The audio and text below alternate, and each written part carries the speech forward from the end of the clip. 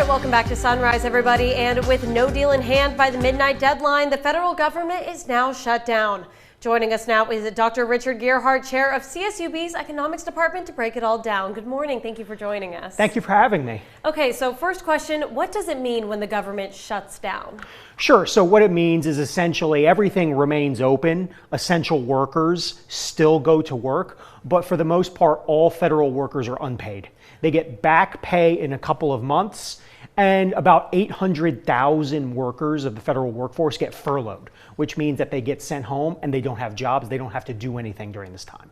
So what makes this one the same or different from the 2018 shutdown that we saw last? Sure. So it's a little bit different from 2018. In 2018, it was a partial shutdown, so there was some funding. So only about 200,000 workers got furloughed. This is about 4 times that. And unfortunately, it's same in that we're still doing something called a continuing resolution, which is when Congress decides not to pass a spending bill, and so they tie it to last year's spending. So we're still fighting over how to fund the government, and that's the way it's the same. And what repercussions can we expect to see here at home?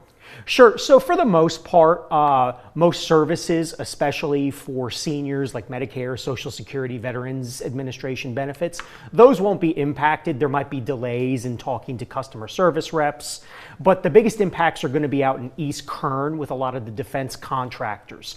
Those workers get furloughed, they don't work, but they also don't receive back pay if they're considered to be a contractor. So the biggest impact is going to be in our desert communities where people are going to struggle to pay rent and to pay bills. It was 34 days back in 2018, which is losing a month's worth of rent, utilities, food, groceries, those sorts of things.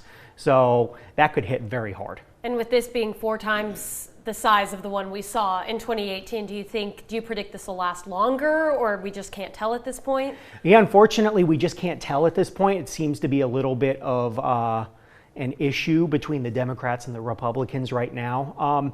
Essentially, we're going to lose about $60 million here in Kern County for every week that the shutdown occurs, and it's going to get worse the longer it occurs. So I'd urge Congress to get this done quickly. And what needs to happen at the federal level for us to get out of this shutdown?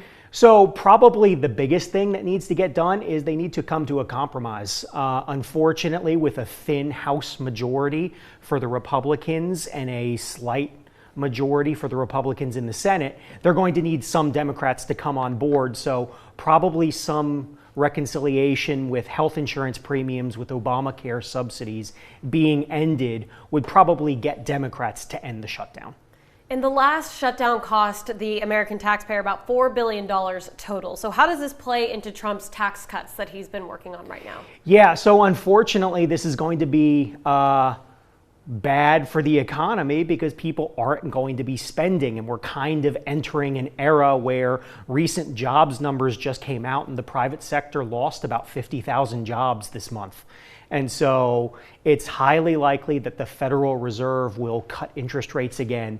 But we have to be careful because there's going to be a lot of losses. I think economists are expecting about $10 billion lost in the U.S. just per week from this shutdown.